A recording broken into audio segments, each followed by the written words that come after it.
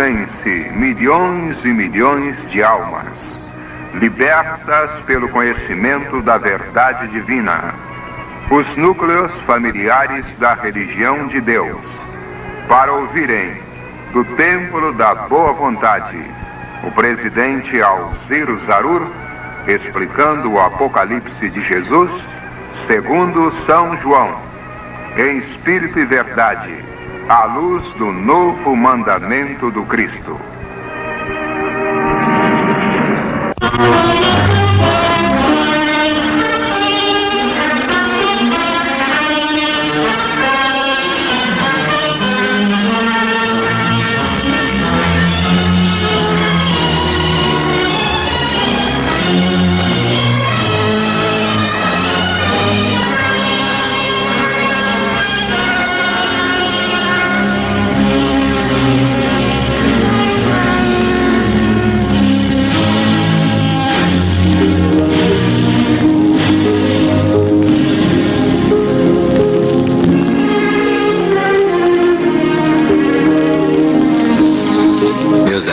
Meus irmãos, Emmanuel, ou Emmanuel, como dizem os latinos,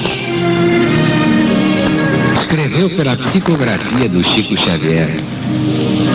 LBV significa luz, bondade e verdade no enriquecimento da vida. Fora da boa vontade não há solução. Naturalmente, quando os anjos vieram a este mundo, cantaram glória a Deus nas alturas, paz na terra aos homens de boa vontade. Claro, a boa vontade de Deus. Porque dos homens, boa vontade, você já viu, né? Não há mesmo. Só os que estão na LBV. Mas, demonstrando a nossa boa vontade, estamos preparando o Brasil para a volta de Jesus. E essa é a maior de todas as notícias. Que aí vão desintegrar-se todas as grandezas e realezas humanas, toda a prosápia, toda a empáfia, toda a prosopopeia, como diz o povo, desses ídolos de pés de barro. Porque Jesus está voltando. E aqui está o seu Apocalipse segundo São João.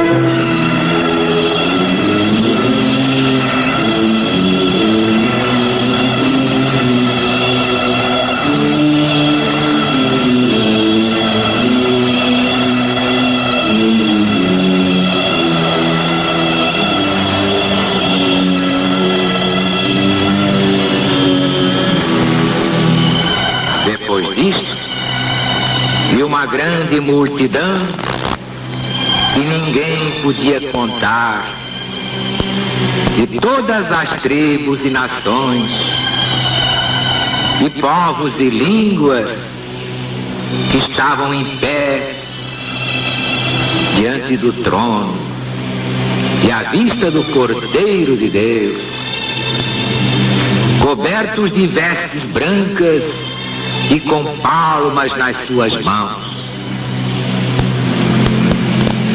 e clamavam em voz alta, dizendo: salvação ao nosso Deus que está sentado no trono e ao divino Cordeiro. E todos os anjos estavam em pé ao derredor do trono e dos anciãos e dos 4 animais. E se prostraram diante do trono sobre o seu rosto e adoravam o Senhor Deus, dizendo: Amém. Bênção e claridade, sabedoria e ação de graças e honra e virtude e fortaleza ao nosso Deus pelos séculos dos séculos. Amém. E respondeu um dos anciãos, dizendo: esses que estão cobertos de vestes brancas, quem são e de onde vieram? E eu lhe respondi: meu senhor, tu sabes. E ele me disse: Estes são os que vieram de uma grande tribulação e lavaram as suas roupas e as embranqueceram no sangue de Cristo Jesus. Por isso estão diante do trono de Deus e o servem de dia e de noite no seu templo. E o que está sentado no trono habitará sobre eles. Não terão fome nem sede, nunca jamais, nem cairá sobre eles o sol, nem ardor algum.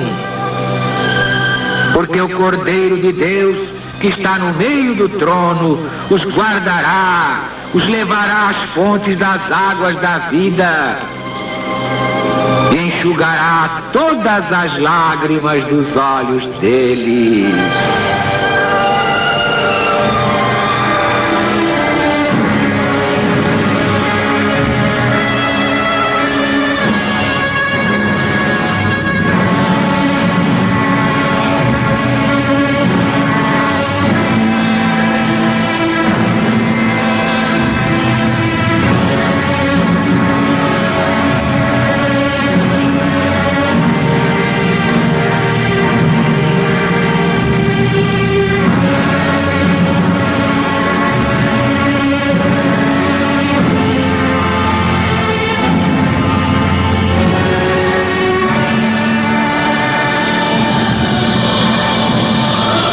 Ontem, os 144 mil que foram assinalados e todas as tribos dos filhos de Israel. E ficou bem claro que agora, na quarta volta cíclica, todas as tribos são todas as religiões do mundo. Israel não é uma nação de um povo exclusivo ou exclusivista. Israel significa toda a humanidade. Então, salvar apenas 144 mil em toda a humanidade parece pouquíssima coisa. Mas isto é para mostrar que poucos realmente se salvarão. Os debochadores, os palhaços. Palhaços no mau sentido, porque os palhaços que divertem crianças, nós sabemos que têm coração limpo.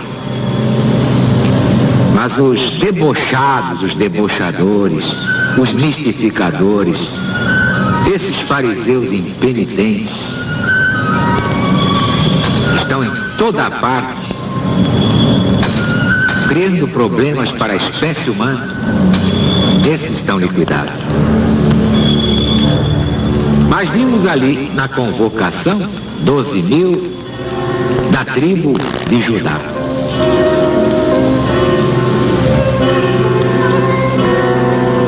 O assinalamento começa, portanto, pela tribo de Judá.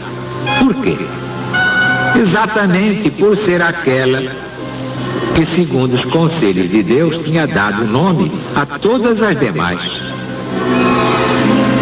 E as tinha escolhido carinhosamente, pelo merecimento. Aquela que tinha recebido as promessas especiais sobre o Cristo. Primeiro da boca de Jacó, na pessoa do próprio Judá.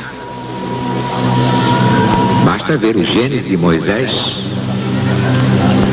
Depois da boca do profeta Natã, já na pessoa do rei Davi, rei profeta. Está lá no livro dos Reis, Velho Testamento, da Bíblia Sagrada. E aquela, enfim, de onde tinha saído o Salvador, que por isso se chama o leão da tribo de Judá. Então esse leão da tribo de Judá é Jesus. E aqui há uma dúvida, e logo surge uma pergunta. Por que motivo foi omitida a tribo de Dan? D-A-N, Dan, ou Dan, como alguns querem dizer. Que se dane, quem quiser falar assim, mas é melhor dizer o correto, é Dan mesmo. E a razão é simples, porque dela teria de nascer o anticristo. Basta ver que o primeiro país que proclamou a pornografia coisa comum, coisa direita, não foi a Dinamarca? E o que é que significa esse nome? Dinamarca. É a marca de Dan. É a marca de Dan. Parece incrível. País que tem a marca de Dan.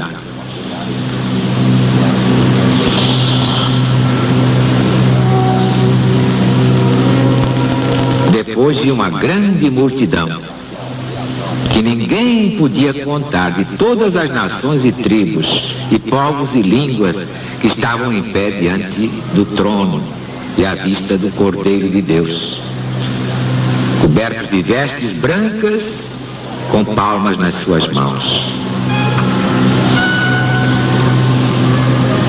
Esta incontável multidão, pela insígnia nas palmas das mãos e pelo que se acrescenta de terem eles vindo de uma grande tribulação, bem se mostra ser a inumerável multidão dos mártires que haviam de padecer nas perseguições dos imperadores romanos, principalmente Diocleciano e Maximiano. Mas isso na primeira volta cíclica. Princípios da chamada era cristã, que de cristã ainda não tem nada. Esta era uma era Satã. Era Satã, mas não cristã. Vai ser cristã a partir do ano 2000. Até lá estamos ainda no reino de Satanás, na era de Satã. Basta ver que nas outras voltas cíclicas, os perseguidores já não eram mais imperadores romanos, eram os próprios senhores das almas, que se intitulavam bispos, papas, cardeais, etc, etc, etc, etc, etc, como dizia o rei de Sudão. Vocês viram como tudo muda? Tudo muda. Interpretar o Apocalipse de uma só vez, numa determinada época, é pura estupidez. Em cada volta cíclica, os nomes são outros para as pessoas, para as nações e para os acontecimentos. Por isso falta mais um Armagedon. Este sim, neste ciclo, será o próximo e o último. No versículo 15, por isso estão ante o trono de Deus e o servem de dia e de noite no seu templo. Que tal você acha que esse templo é bonito? O templo de Deus é o céu. O céu que tem 7 céus. É o infinito. O templo de Deus é o infinito. E o que está sentado no trono habitará sobre eles. Não terão fome nem sede, nunca jamais. Nem cairá sobre eles o sol, nem ardor algum. Porque o Cordeiro de Deus, que está no meio do trono, os guardará, os levará às fontes das águas da vida. Deus enxugará todas as lágrimas dos olhos deles. Vejam bem que João escreveu o que Jesus ditou, não disse estará sobre eles, protegendo-os, mas escreveu habitará, para mostrar convivência, a estável e perpétua morada que ali há de fazer como em seu próprio domicílio. E se Jesus estivesse agora no meio de vocês? Pois quando ele voltar, será assim. Vocês em volta, ele no meio, enxugando todas as lágrimas. Então não vale a pena padecer um pouco mais, com paciência? Você tem seus dramas, mas eu também tenho os meus. Quem é que não sofre neste mundo? Ninguém pode ser feliz. Que me adianta ser rico, inteligente, uma saúde de ferro e olhar e ver a miséria em volta? Tantos irmãos no inferno dos maus sentimentos. E pai que mata filho, filho que mata pai, mãe que mata filha, filha que mata mãe, amiga que trai amiga. Portanto, ninguém deve confiar segredos a ninguém. Confessar? Sim, a Deus, diretamente a Deus, ao Cristo, e ao Espírito Santo. Mas há ninguém na face da terra, a não ser que seja mãe de verdade, porque até mães hoje a gente já põe de quarentena.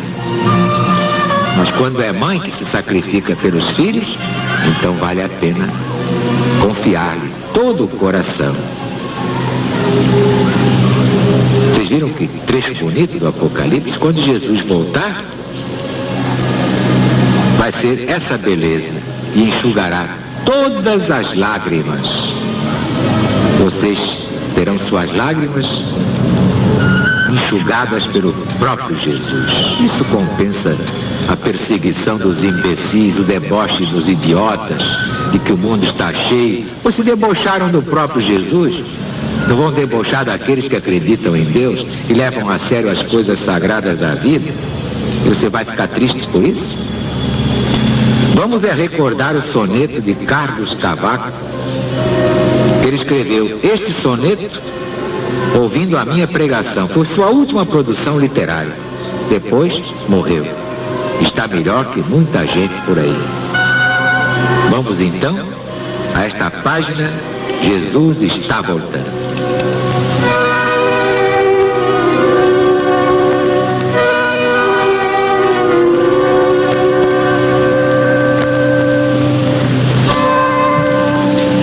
Jesus está voltando.